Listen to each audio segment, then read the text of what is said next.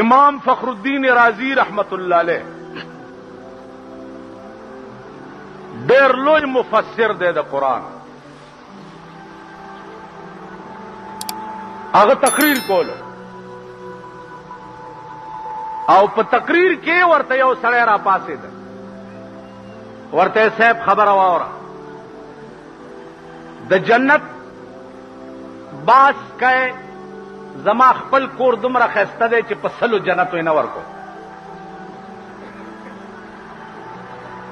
د حورو باس کئ زما خپله ښځه داسې ده چې په لکو حورو یې نه ورکو.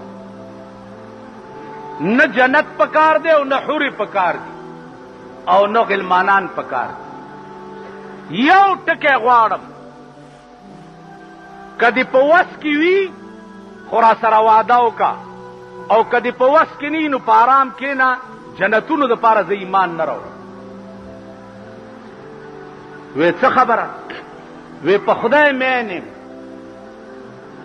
که خدای راته ځان ښی خو مسلمانېږم، کنی والله کې مسلمان شي. اوس امام فخر الدین رازی کې سوچ کوي چې اے بار الہ، دا شی خو زما په وس کې نه دی چې زه اوس تا ته وایم چې دته ځان وښایم. نو امام فخر الدین رازی فرمایي چې ما ته په زړه کې القا وشوه، القا راته وشوه چې ووایه ورته چې ته مسلمان شې نو خدای به تا ته ځان ښیي. امام فخر الدین رازی ورته وی چې ما ورته وی چې بس ته مسلمان شې خدای به درته ځان ښیي. هغه ورته لیکلي راکا، منبر د پاسه د امام فخر الدین رازی نه لیکلي واغست، چې لیکلي واغسته چې شپه راله دا سړی مړ شو. امام فخر الدین رازی فرمایي چې اے خدایا، ما ته خو تا په زړه کې القا کړې وه او ما لیکلي ورکه، اوس تا ورته ځانو نه ښوده، زه خو دې سړي ته بې وعدې شم. ټوله شپه یې په جړا تېره کړه، د سهار کې وله خوب ورغی، څه ګوري چې یو ښایسته باغ دی او تخت پکې پروت دی او دا سړی پې ناست دی.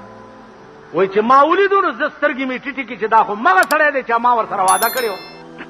وی راته وی چې یا شیخ تعال لا تخف، راځه یریږه ما. وی ما ورته ویل چې شرمنده یم درته او واده پوره نه شوه. وی راته وی امام فخر الدینه، زما دې د خدای په ذات قسمی